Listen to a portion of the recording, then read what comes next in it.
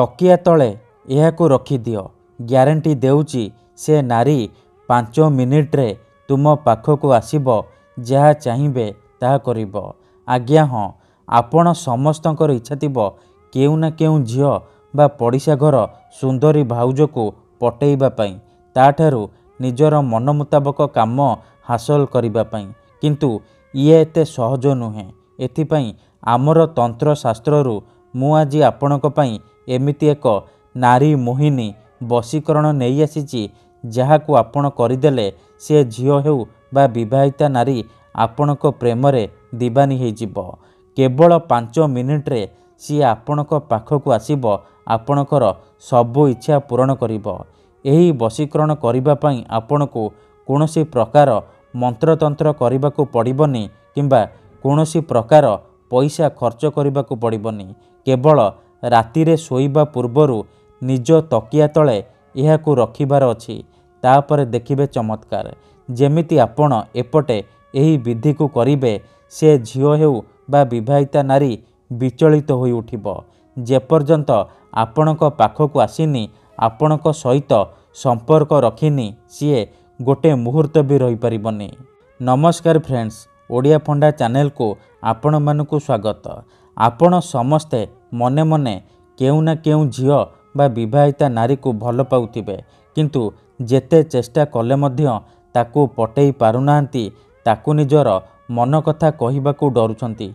आउ आपण चाहुचंती कि से झियो निजे आसी आपण को भल पाउची बोली कहू आपणकर सबु इच्छा पूरण करू। तेबे आजिर एही भिडियोटी आपणकर इच्छा को पूरण करिबो, कारण आजिर एही भिडियोटी रे मु आपणको शिखेइबी नारी मोहिनी वशीकरण विद्या। एही वशीकरण एते शक्तिशाली कि यार कोनोसी प्रकार काट नाही। जेउ झियो बा विवाहिता नारी उपरे आपण एही वशीकरण को मात्र गोटिए थर प्रयोग करिदेबे सीए सेही समय ठारू आपणकर गुलामी करिबो। पागली परी आपणको भल पाइबाकू लागिबो।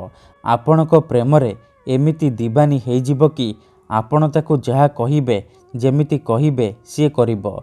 कोनोसी प्रकार बाधा देबो नाही। एही वशीकरण प्रचंड महाशक्तिशाली वशीकरण। तेणु मोर आपण मानकू अनुरोध कि एहाकू आपण भाबी चिंती प्रयोग करिबे।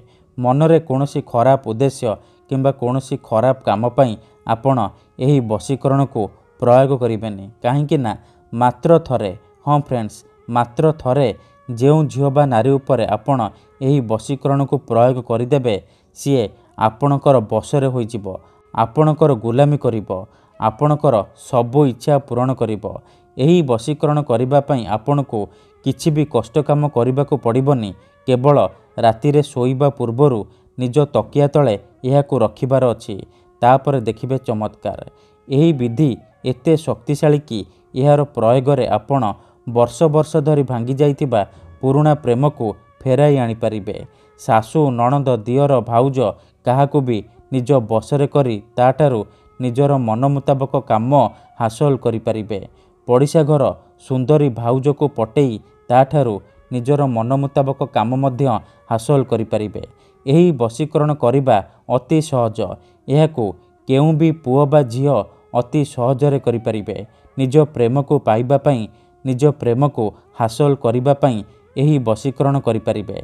ठीक अछि, तेबे एही वशीकरण विधि को आपण किपरि करिबे, केमिति करिबे, एहार प्रयोग विधि कौन मु आपनको बतेइबी।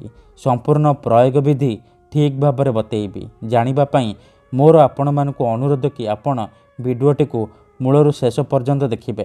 अधारू छाड़ी कि पळेइले किंबा काटी काटी देखिले आपण किछि भी बुझी परिबेनी। परे कमेंट करिवे गुरुजी आपणकर वशीकरण काम करूनी। देखंतु मु आपणको सबु बेले कहूची मंत्र तंत्र जंत्र वशीकरण ये एमिति सेमिति काम करेनी। देखंतु उदाहरण रूपरे जेउपरे आपण भगवान को मानुचंती, भगवान को उपरे विश्वास रखिचंती, निजर सबु दुख कष्ट असुविधा भगवान को जणाउचंती, जदि से असुविधार समाधान न होला तार माने नुहे कि भगवान नाहांती। सेहीपरि तंत्र मंत्र हुए, वशीकरण काम करे, किंतु एहाकू आपणको सिद्ध करिबाकू पड़िबो। प्रयोग विधि को ठीक भाबरे करिबाकू पड़िबो। तेबे जाई मु आपणको ग्यारंटी देउची आपण ଯେଉଁ ଝିଅ ବା ନାରୀକୁ ପଟେଇବାକୁ ଚାହୁଁଛନ୍ତି ତାକୁ ଅତି ସହଜରେ ପଟେଇ ପାରିବେ। ଯଦି ଗୋଟିଏ ଥରରେ ଆପଣ ସଫଳ ହୋଇପାରୁନାହାନ୍ତି, ଦ୍ୱିତୀୟ ଥର ଚେଷ୍ଟା କରନ୍ତୁ, ନିହାତି ଭାବେ ସଫଳ ହେବେ। ଠିକ୍ ଅଛି।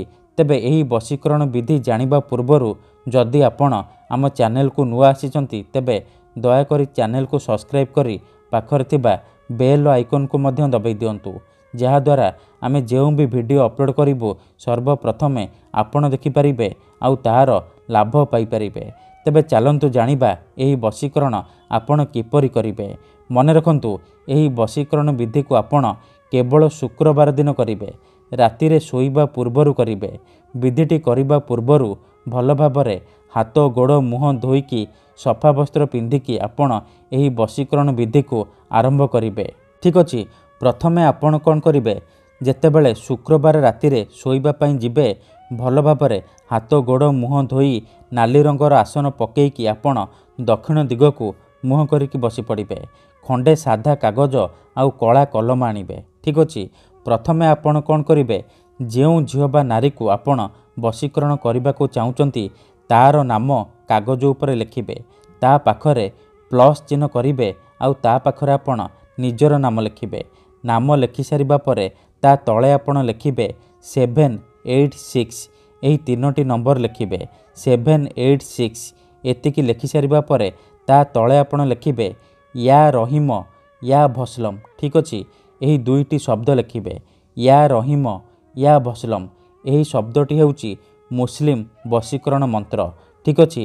ଏହି 2ଟି ଶବ୍ଦ ଲେଖିସାରିବା ପରେ ସେ କାଗଜକୁ ନିଜ ସାମ୍ନାରେ ରଖିବେ। ତାପରେ ଆଖି ବନ୍ଦ କରିକି ସେଇ ଝିଅ ବା ନାରୀକୁ ମନେ ମନେ ଭାବିବେ। ତାର ମୁହଁକୁ ନିଜ ମନରେ ଭାବିବେ। ଭାବି ସାରିବା ପରେ ୟା ରହିମ ୟା ଭସଲମ, ୟା ରହିମ ୟା ଭସଲମ ଏହିପରି ଆପଣ 21 ଥର କହିବେ। 21 ଥର କହିସାରିବା ପରେ 7 ଥର ଆପଣ ସେଇ ଝିଅ ବା ସ୍ତ୍ରୀର ନାମ ଉଚ୍ଚାରଣ କରିବେ। ତାପରେ ପବନରେ 3 ଥର ଫୁଙ୍କିଦେବେ।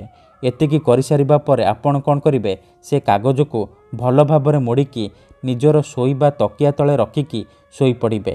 ତା ପରଦିନ ଆପଣ ଯେତେବେଳେ ସକାଳୁ ଉଠିବେ, ଆପଣଙ୍କୁ ଆଉ କିଛି କରିବାର ନାହିଁ। ସେ କାଗଜକୁ ନେଇକି ନିଜ ଘର ବାହାରକୁ ଯିବେ ଆଉ ସେ କାଗଜକୁ ଜାଳିଦେବେ।